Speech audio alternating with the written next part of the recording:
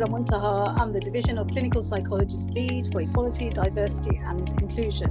Welcome to our very first podcast on equality, diversity and inclusion. And today's theme is celebrating our Black sisters.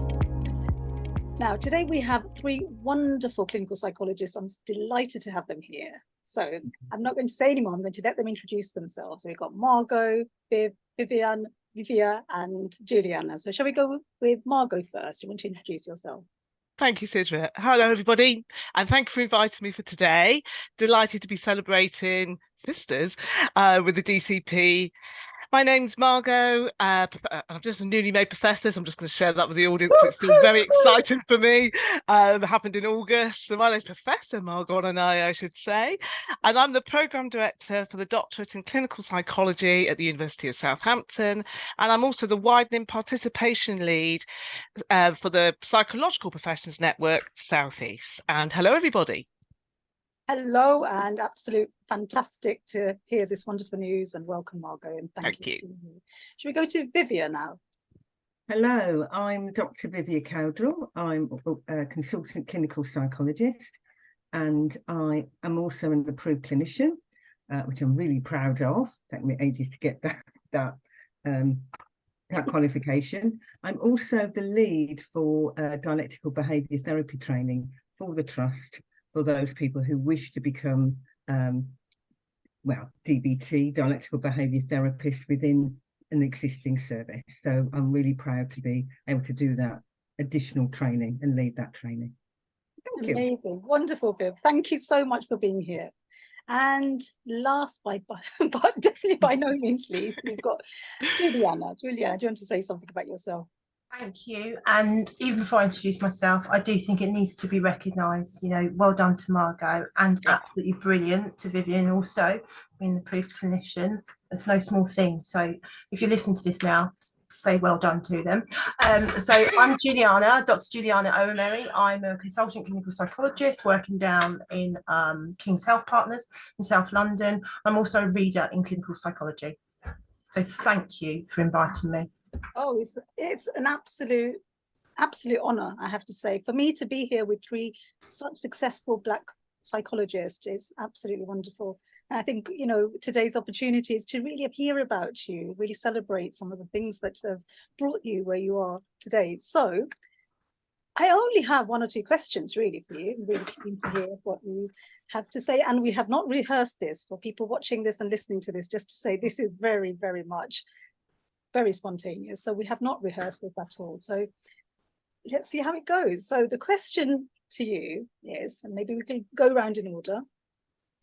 In your career as a successful Black woman, what three things would you never be without?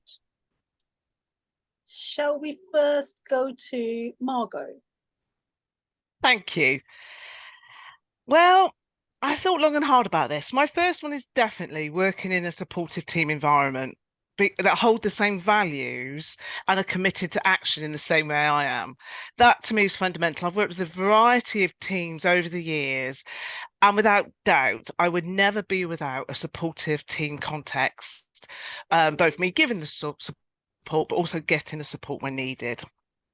The second thing, this is really cheesy, but it's true because I am a Virgo, my electronic diary with everything nicely in it, color-coded, actions clear, because it's just an incredibly busy role. And I think when you're climbing up the ladder, I speak for myself, I did quite a lot of work in my own time and my own volition to get where I am today. Couldn't have done that without strong organisation. And for me, that was an electronic diary or a paper diary back in the old days as well. So definitely having my diary. And the third thing, it's me, if you know what I mean. I wouldn't be without me. I wouldn't be without my heritage. I wouldn't be without who I am, even though at times it's been questioned. And I thought, my goodness me, what world am I in? I started with my sense of humour, because I like to think I'm a bit funny. Sometimes me and Juliana have a laugh. But it's definitely that I don't want to change me. And that's where I know I've tried to bend and conform, and just realised I couldn't early on, and now I won't. I'm in that lucky position where I just won't. So I think I'd never be without me would be the third. I'm sure there's a song in there somewhere, but I'd never be without me. Oh, we definitely need a song. No, You you know not what? heard me sing. Absolutely. As you were saying that, I was thinking there's something about not having to change yourself as you Yeah. progress in your career, and Yeah. holding on to the things that make you who you are. Not just, everything, heritage, is a huge part of who you are. So lovely, lovely to hear that, Margot. Shall we go to Juliana next? Juliana, what 3 things would you not be without? Yeah, and I think it's good. I mean, we can obviously go back and question and reflect on what other people have said. And we'll certainly reflect on Margot's sense of humour. But I mean, that's for another podcast, I'm sure. Yeah, whole another podcast. For me, I think a really important thing, actually, touching on humour, I think it's not about, for me, it's not about sense of humour, but that ability to laugh. If I'm not laughing each day, it's not it's not put on laughter, then there is something that's not quite right. And that's always been the case, whatever level that you're at. Friends, my friends in work, my friends outside of work. And when I talk about my friends, I talk about that in relation to my family as well. People that know you, but know different parts of you as well. Because, we're all in really interesting roles and quite important roles. So that's really important. And the other thing, these are all internal, so not practical. And I do want to come back to you, Margot, about when you said around the sort of paper diaries. There are some of us that still use paper diaries. Get just modern. That's all I can hold say. yourself. Get modern, you guys. No, I'm with you, Juliana. Thank you. Let's just sideline her, electronic self. But for me, it's actually about a self-belief. I think it doesn't come from anybody else. It's that belief in yourself, whatever you're doing, whether it's good or bad, but that has to kind of come from somewhere. And so I decided it needed to come from me. So those are the 3 things. Amazing. Self-belief. I like that. And it really is a nice one to hold on to, I think, because ultimately it is self-belief that kind of determines how far we go and how much we are willing to go and how much we actually, believe we deserve to go. Yeah. Thank you, Juliana. What about Viv? Your turn. Just listening to both you, Margot and Juliana, I just, gosh, don't we share the same thing? I'm also a Virgo, Margot. So what do you mean? I know exactly but mine's paper. What's going on? Paper through and through. I need to feel organised. So I mean, at home, because work with chaos and so much pressure. For me, having an organised home life is really important. Somewhere that I can feel that I'm in control. Something that I can feel as if I'm steady. That's really important to me. But I'm going to actually go I'm going to move this here. For me, most thing that was important to me in my career, I don't know if you can see that, was Linehan's book, the DBT book. That just sort of opened a whole world for me about and acceptance commitment therapy. It's just opened up a world for me in terms of humanness, about being human. Don't forget to be, that we're all human. Doesn't matter who you are or what job you do or all that. It's about just being human. So for me, what's really important for me in my career is to remember to be human. Forget about everything else, but to be human first. And yet laughter is just, and if I don't laugh, I'm out. You're not going to see me because I'm somewhere else being silly, right? So that's really important to me. And also, again, friends and family that know me have known me inside out and been able to just take the rough with the smooth so that I'm able to give as well as able to take. So that was really important in terms of my career. And also having a mentor around that was able to see things from a different perspective actually outside of psychology was really important in my career, and my faith. I'm also quite spiritual, and that just again grounds me to remember why I'm doing what I'm doing and having a real purpose in this world. So that's it for me, really. So yeah. It's amazing, because actually what that made me think about is it's self-belief, but also you need someone to believe in you. At some point we all feel, we all struggle, and actually during those times, everyone needs somebody to believe in them, whether it's family or somebody outside the family in the professions. How important it is, that idea of sort of mentorship, particularly when you're starting out. So that kind of leads me on to the next part, which is we're kind of thinking about your younger self. And I wondered, what advice or career advice would you want to now give if you were to go back to your younger self? Shall we start with Juliana's making a face? Shall we start with Juliana? It feels like you've got lots of thoughts in your head at the moment. So what career advice, Juliana, would you give to your younger self?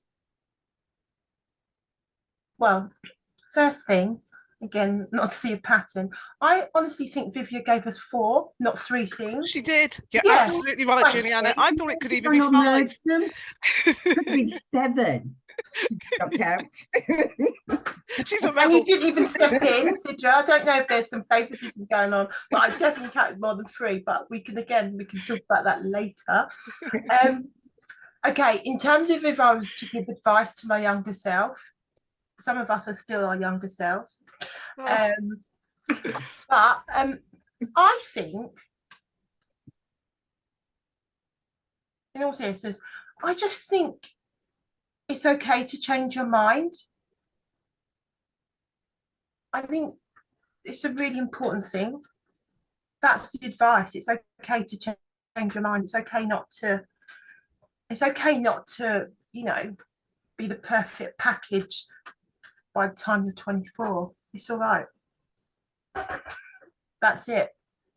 I think for me, if we've seen basically what's happened over the last few years, where that would have never been in anyone's mind, that you'd have this whole massive pandemic or just really awful things, the time we're filming this now, and you've had like massive floods and earthquakes. It's just, things are quite fragile in so many different ways. So I think it's okay. That's what I'd be saying to my younger self. It's okay to change your mind. Don't worry about it. That's lovely. And what difference might you have made to your younger self if you had known that or had been told that? The thing is, I did think a little bit about it, but I didn't really take on board. I might have done some different things. And no, it's not necessarily about psychology, but I might have done some different things. I'm a person that really I don't like surprises. Generally, I'm not someone for surprises. I like to know where things are and where they're going to be. And I would have probably been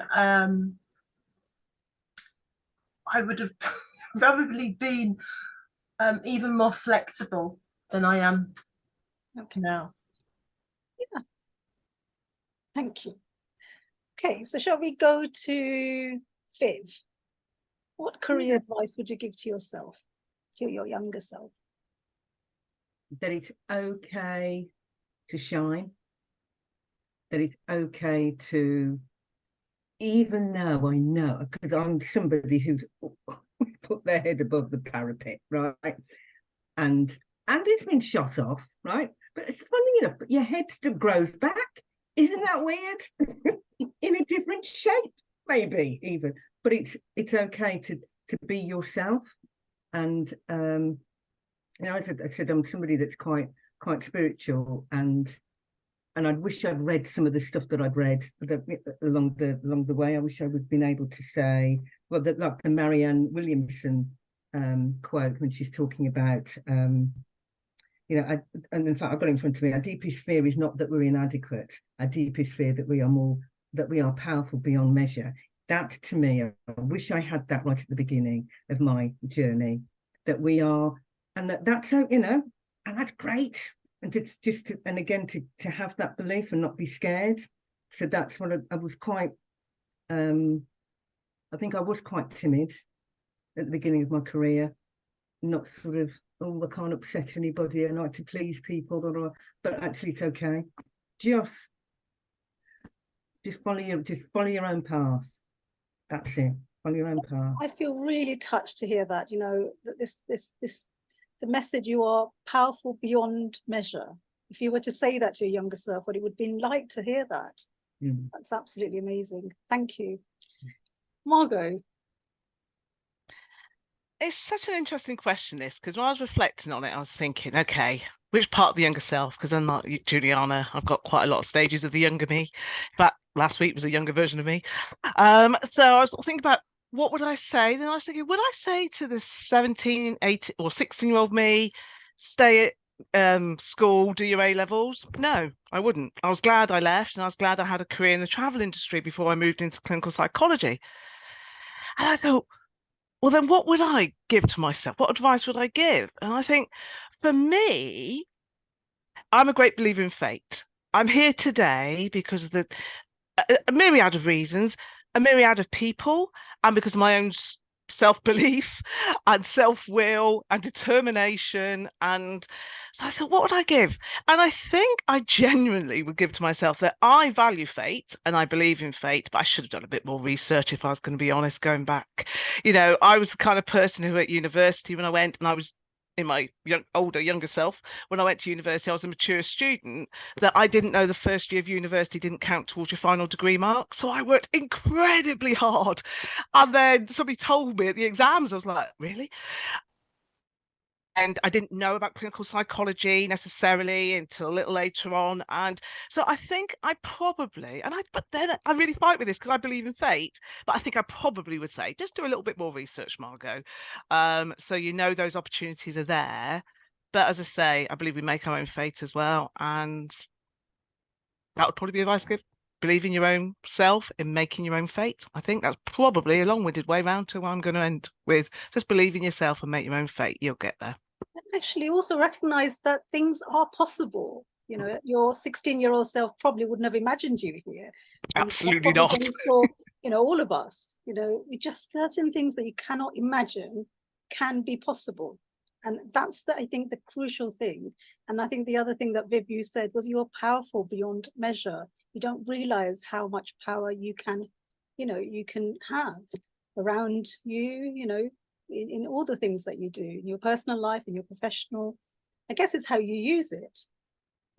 So I guess that probably is for another day, but I just wanted to, you know, we need to kind of start wrapping up. But I wondered, I mean, this is a very short podcast, but maybe in the future we'll do more things like this. But it has been really interesting listening to you, but actually I feel quite emotional listening to you as well, because in all three of your descriptions, there's a story there, a story that's not necessarily been told, or told in different places at different times. But I feel like there's a lot of stories that we need to be hearing.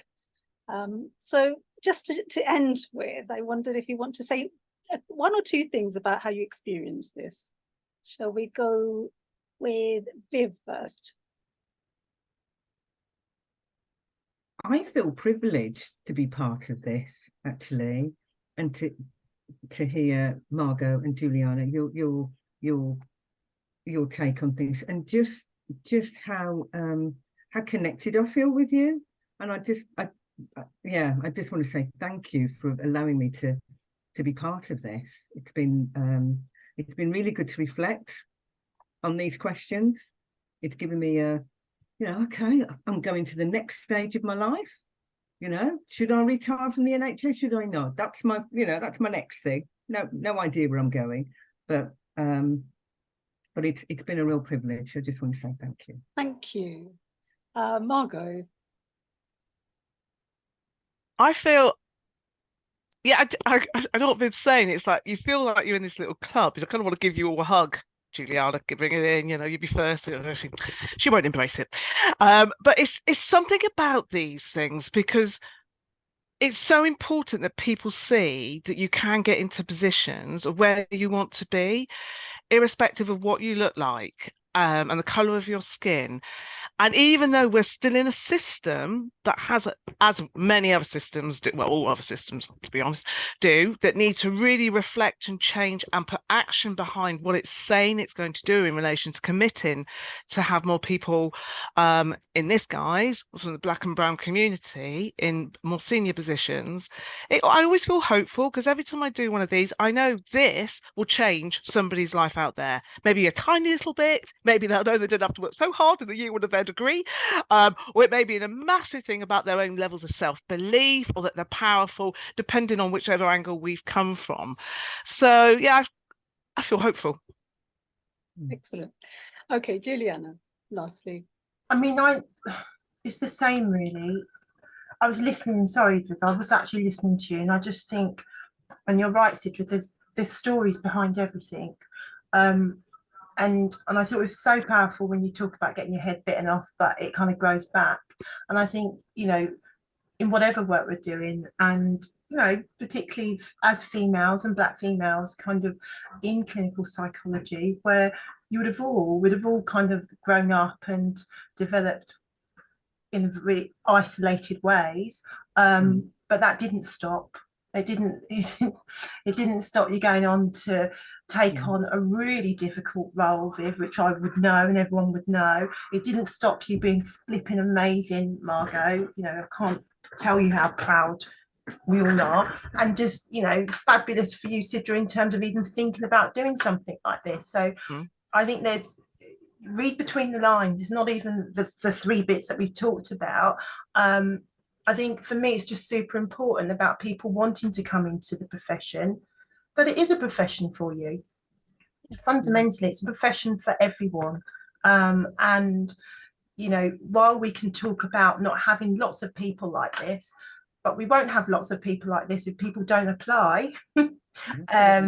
So let's go back to the beginning. Do apply, do see this as a valuable profession to be in, where you get to make a difference. You get to make a difference in terms of training, you get to make a difference in terms of fairness and equality and everything else. So, and then when I forgot actually, Margot, because you have mentioned this before, clearly, but like, you know, not everybody follows this sort of linear path.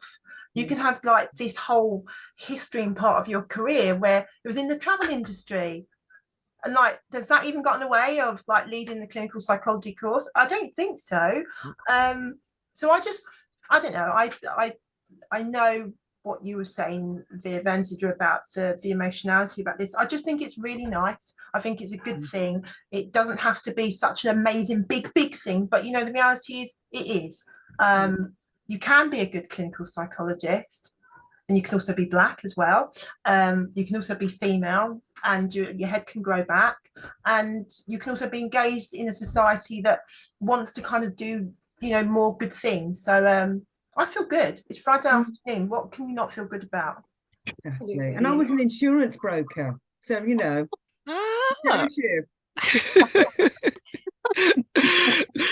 Be any more different? But that just goes to show, look, I mean, it's been lovely today. I wish I could carry on speaking to you for longer, and I think we've got a lot of work to do. I think we've got lots more conversations to have. And I just want to end by saying that it is a real honour and a privilege that people like yourselves have given their time to do this and to come forward. And actually, it's not that we do want more people, obviously, to be coming into the profession, but actually, it's again saying leadership is possible. So if you're a Black psychologist working wherever you're working, it is absolutely possible to develop in your career in very leadership roles. So I think that's a really important thing for people, hopefully, to take away this message. We do need to finish, but thank you, all three of you. It's been an absolute pleasure. I just want to end by saying thank you for those who are listening, who are watching this. And I do hope that if this conversation sparks your interest, please do get in touch, as we are always looking for more people to be involved in our EDI work. We're particularly looking for psychologists of Black heritage to be involved to help us do this work. Doesn't mean that you'll be the only ones doing this work. It will be all of our collective effort. But it is really a call out to ensure that we are representing all the amazing psychologists out there. And yeah, hope that we can do more of these. So thank you, everybody, and take care. Bye-bye. See you guys. Bye, everyone.